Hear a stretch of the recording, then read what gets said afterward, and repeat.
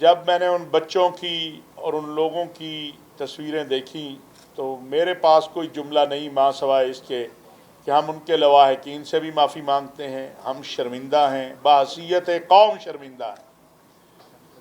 دیکھیے، دو چیزیں ہیں، ایک ریاست کی ذمہ داری ہوتی ہے اور ایک قوم کی ذمہ داری ہوتی ہے۔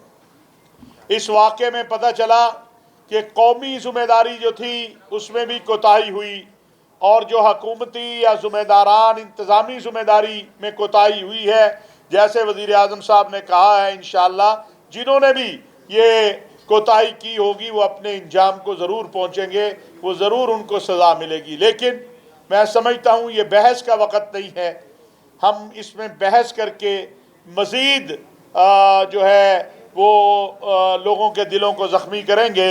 ہم شرمندہ ہیں، بحیثیت قوم ہمیں سوچنا چاہیے، جو ہمارا ایک اجتماعی رویہ بے حسی اور بے بسی والا بنتا چلا جا رہا ہے، اس سے ہم نے کیسے نکلنا ہے۔ میرے عزیزوں، آج ابھی بات ہوئی شدت پسندی کی۔ ہمیں شدت پسندی اور انتہا پسندی کے خاتمے کے لیے اسی طرح کھڑا ہونا ہے اور محنت کرنی ہے، جس طرح اس وقت ڈاکٹر صاحب اور زین صاحب اور علامہ عبدالحق صاحب اور قدوس صاحب اور قریشی صاحب اور ہمارے یہ لوگ سارے محنت کر رہے ہیں۔ آپ نے نہیں دیکھا، ابھی ایک مہینہ بھی نہیں گزرا ہے کہ آپ کے ملک کے اندر آپ کے وزیر اعظم کے ہدایات پر آپ کے وزیر خارجہ جو اس شہر سے ہے، شاہ محمود قریشی صاحب، ان کی محنت سے پورا عالم اسلام ہی نہیں، پوری دنیا افغانستان کے مسئلے پر اسلام آباد میں جمع ہوئی۔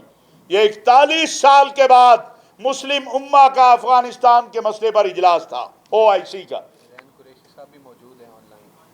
یہ چھوٹی کامیابی ہے، اس کا مطلب ہے کہ ہم مثبت سمت میں آگے بڑھ رہے ہیں۔ ہمارے مسائل کا حل مکالمے میں ہے، مجادلے میں نہیں ہے۔ ہمارے مسائل کا حل جھگڑے میں نہیں ہے، ہمارے مسائل کا حل بیٹھ کے بات چیت کرنے میں ہے۔ جب ہم بات چیت کرتے ہیں تو بہت سارے اختلافات ختم ہو جاتے ہیں، بہت ساری غلط فہمیاں دور ہو جاتی ہیں۔ آپ مجھے بتائیے کہ آج مدارس عربیہ، میں ایک مدرسے کا طالب علم ہوں اور مجھے اس پہ فخر ہے، میں اس پہ فخر کرتا ہوں کہ میں ایک مدرسے کا طالب علم ہوں، اور اس پہ آپ کو بھی فخر ہونا چاہیے کہ ملتان کی خانقاہ کا ایک متولی شاہ محمود قریشی پاکستان میں پورے عالم اسلام کو جمع کرنے میں کامیاب ہوا، اس پہ آپ کو بھی فخر ہونا چاہیے۔ یہ مسجد، مزار، محراب و منبر، اس کی قوت ہے۔ ہمیں امت کو جمع کرنا ہے۔ آج یہ ملتان جو اولیاء کا شہر ہے، اولیاء نے دین اسلام کو جبر کی بنیاد پر نہیں پھیلایا، محبت کی بنیاد پر پھیلایا ہے۔ اور میں یہ کہنا چاہتا ہوں کہ اسلام میں نہ جبر کی شادی کا کوئی تصور ہے، نہ اسلام میں جبرن مسلمان بنانے کا کوئی تصور ہے۔ آپ مجھے بتائیے کہ میرے اور آپ کے آقا سید الانبیاء خاتم المرسلین حضرت محمد مصطفیٰ صلی اللہ علیہ وسلم سے زیادہ کوئی غیرت والا اس دنیا میں ہے؟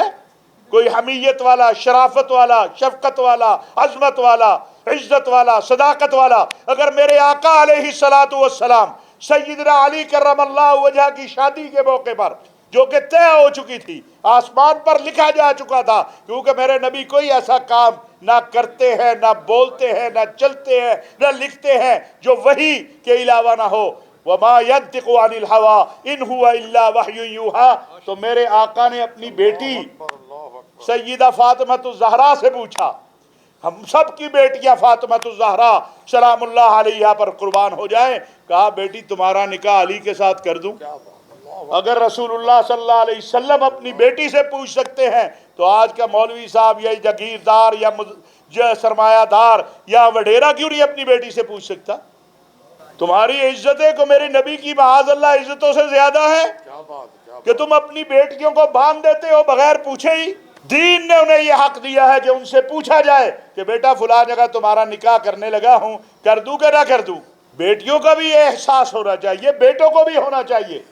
کوئی بیٹے بھی کھلے نہیں ہیں، لیکن ان کو بھی یہ احساس ہونا چاہیے کہ جس ماں باپ نے ہم چھوٹے سے تھے، پیدا ہونے سے لے کر آج تک ہمیں بڑا کیا ہے، ہم ان کے سر میں بھی مٹی نہ ڈالیں، ان کا بھی خیال کریں، یہ بھی احساس ہونا چاہیے۔ لیکن ادھر بھی احساس ہونا چاہیے، آج کیا یہ سچ نہیں ہے؟ آپ یہاں سینکڑوں علماء مشائخ یہاں بیٹھے ہیں، کیا یہ سچ نہیں ہے؟ میں آپ سے پہلے مخاطب ہوں، بعد میں باقی مفکرین اور دانشوروں سے مخاطب ہونا چاہتا ہوں۔ کیا یہ سچ نہیں ہے کہ آج ہماری لاکھوں بیٹیاں گھروں میں جہیز کی رسم کی وجہ سے بیٹھی ہوئی ہیں؟ کون بات کرے گا اس کے اوپر؟ محراب و منبر کو اس پہ بھی بات کرنی ہے، محراب و منبر کو اس ملک کے امن پہ بھی بات کرنی ہے۔